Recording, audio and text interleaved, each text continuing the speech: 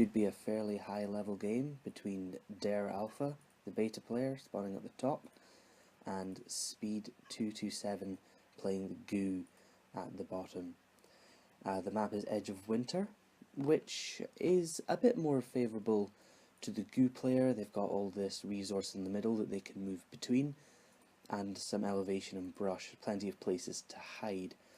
The usual strategies that you see from beta on this map is some early aggression. There's often an early hangar being built after the factory, getting some commandos out and just really trying to harass the goo in the early game as much as possible. It's so important to harass the goo, otherwise they just get out of control. Their economy can grow exponentially, much quicker than anyone else's. So this commando is going into this brush. It's not going to do a lot in there. You really want him guarding these spigots. You can see our goo player coming out to scout, and he sees a tank and an artillery attachment going down. This is very unusual play. By the looks of things, DerAlpha's wanting to build an avalanche, which is the siege unit. This could be a very interesting strategy. I want to see if it pays off at all. Quite standard goo play for now. You see he's moving between all these spigots and storing up this orange resource. The mother goo will then heal its health, which is the blue bar, up to anything that's orange. And when it reaches these certain sizes, it can split off. Which is quite good, because it means that if you have loads of resources stored up, you can just walk to somewhere else in the map and not lose out on any mining time. So yes, out's coming an avalanche, and you don't need the tech attachments to hang around once you've started building your unit. You can start building it and then immediately sell, which is as we've seen here. Normally, the selling is not so much for getting half the resources back, it's more for freeing up the space. But he has decided to keep the tagging attachment, which is interesting. And here comes the hangar to get out some early stratuses, but I think this harassment might be a bit too late. We've already got 2 mother goos, and the beta's put so much resource into getting out this avalanche that he's only on 1 refinery. So normally by this stage in the game the beta could easily have 2 refineries up, so realistically the goo player just needs to stall for time and fend off this early aggression with 1 mother goo, and use the other one to boom, and he'll probably be okay. So this one just produces other mothers and continues to expand the economy. And from this mother goo you can produce a small protean, then maybe another mother goo, and then from those 2 produce small proteans. You could probably hold off. Here's the Stratus getting a beacon down, so as long as this beacon is flashing, the mother goo is always in the vision of the beta. Very useful. It stops it from being able to hide in brush, stops it from being able to hide on elevated terrain, and it will let this avalanche get some shots off. The mother goo's got 240 health without any blips, and then 240 health per blip. I don't know why I call them blips, it's something I've always done.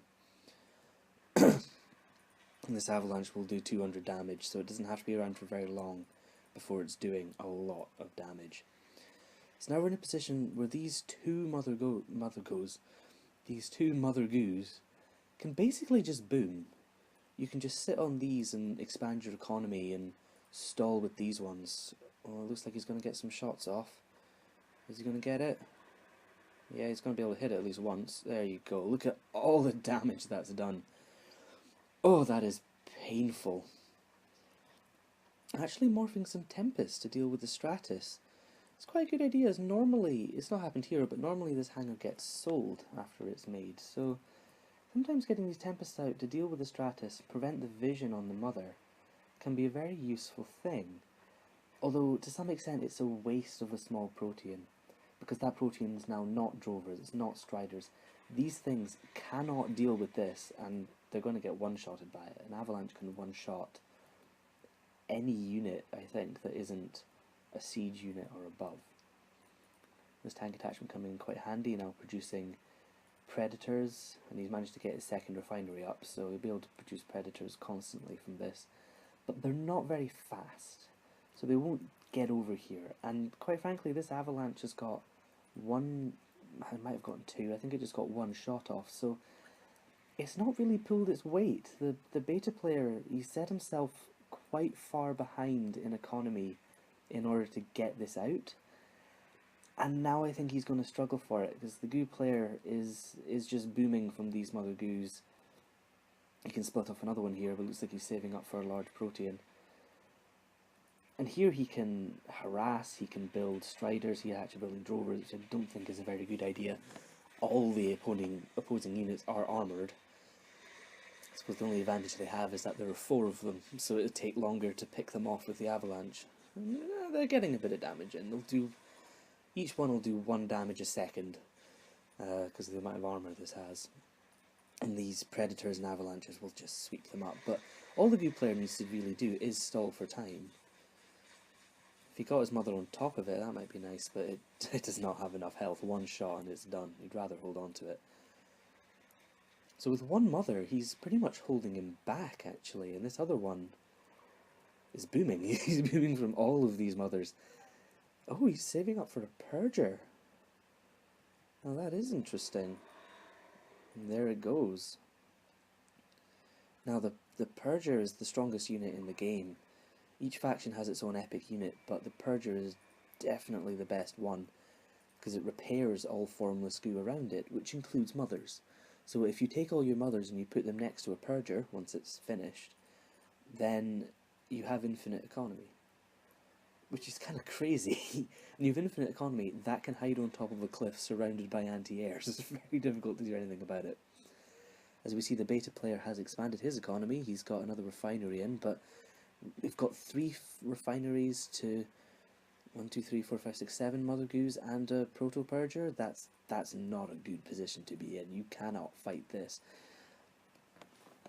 You really needed to get the pressure on a lot more, but instead you seem to have predators just kind of sitting there. DerAlpha has been at number 1. There's no doubting that he's a solid player, but just making a few mistakes here. There's a lot of idle military and, military that isn't doing anything. Military units that aren't shooting and damaging your enemies might as well not be there. But for all the damage this has done, I don't think, the avalanche here, for all the damage it's done, I don't think it was really worth it. But anyway, these predators are very, very useful. It takes quite a while for the goo to get to its higher tier units, and he seems, until right now, somewhat reluctant to build these striders. So the kiting of these predators, the fact that they have a long range, they can move and fire, and they can just back off, stay out of the range of the enemy units and shoot. The micromanagement might sway it for him, but quite frankly, I don't think he has enough units. And now he's going for air. That is interesting. An air attachment and some hangars, so building warbirds, that does give him the mobility around the map. It will allow him to shoot the mother goo and you just harass them, poke at them. And this is much better here. Building these wall segments, you can put a predator on that, and then this is denied. It's very hard to take out a predator on a wall segment because it does 40 damage every 2 seconds, so 20 DPS, which is pretty huge. And when sitting on a wall pillar, it's essentially got 1,000 health. But it's very difficult to deal with that. You will not trade effectively against that. So it looks like we're getting out some large proteins here, splitting them into destructors. Now these things will trade much better against the predators. These are the Goo's tank units. They're armoured, they have high damage, and if they get the upgrade, which they're not getting, but neither of them are getting upgrades, you can actually get it so that their projectiles bounce between units and do extra damage, which is great. Free damage is always a plus. There's a lot of air units coming out, a lot of Stratuses I've seen. Personally, I think going air against the goo is fairly suicidal, because the goo air unit actually does AoE damage. These Tempests here will shred a formation of planes, but unlike ground units, air units are really quite difficult to split up. They're harder to micromanage. I mean, if you have all these predators and someone has artillery or even drovers, it's not too hard to select a few and move around and split them up. But with aircraft, it's quite difficult. And these things, 20 damage, you fly into this, that's 20, 40, 60, 80 damage done to all your planes.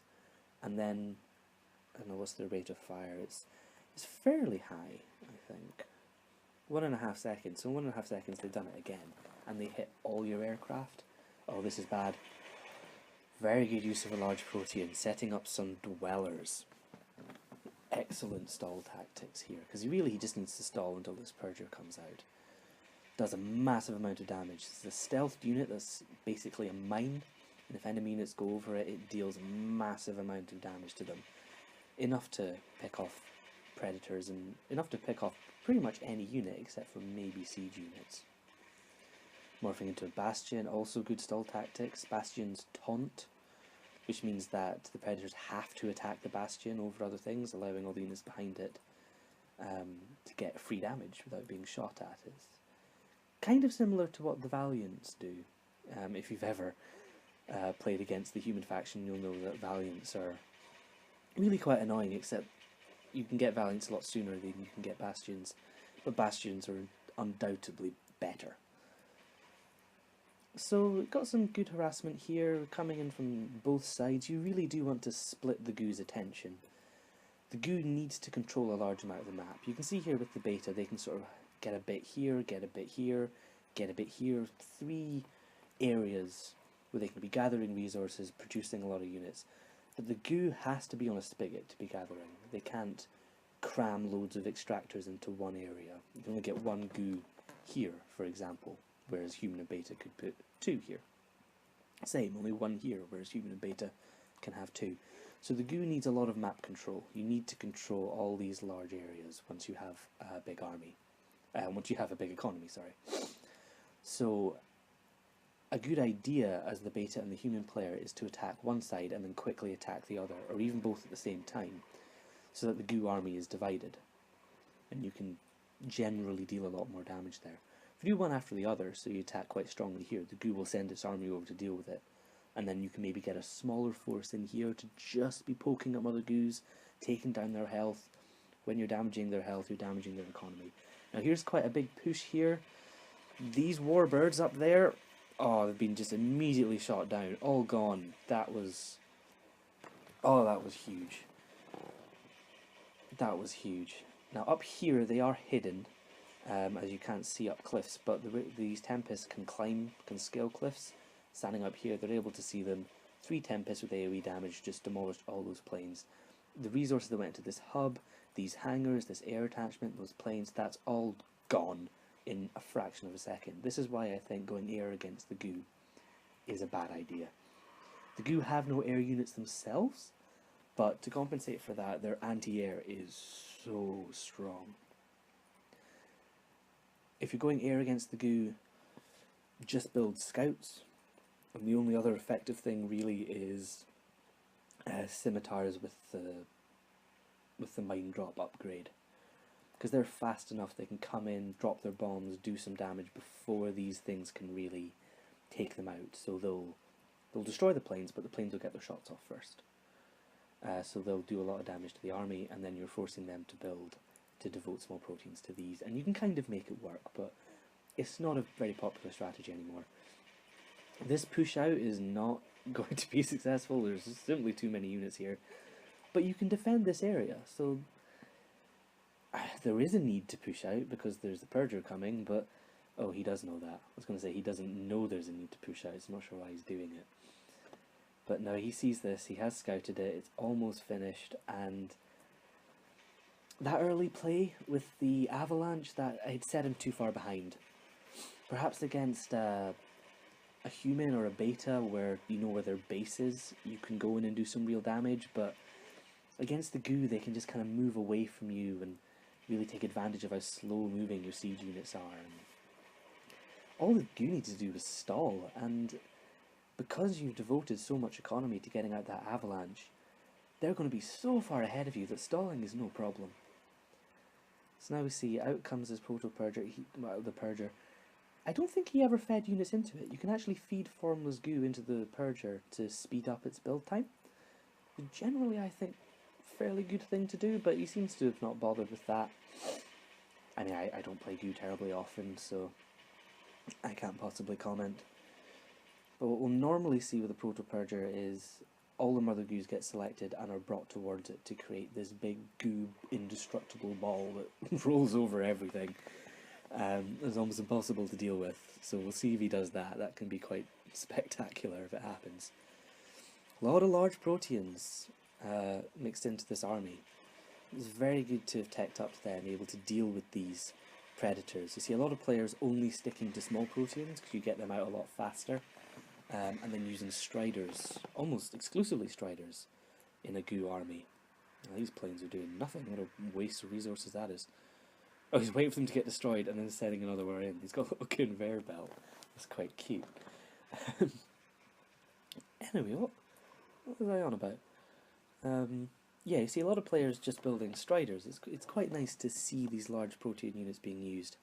Siphons, I think, in particular, are underused because they heal all the units around them.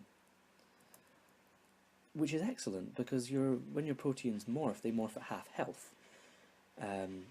Because if they didn't, then you could wait for your Protean to... You could attack with the Protean, wait till it got down to 1 HP. Not quite. Morph it, and then have full health units, and that'd be kind of silly. So they morph at half health, and then heal up. So you can either run them in, use a small Protean, and morph them at half health, or morph them early, let them heal up and attack. But because of the Siphon, you can morph them, they all come out at half health, and if your Siphon is attacking, they'll all heal up. So I really think that strategy hasn't quite been utilised.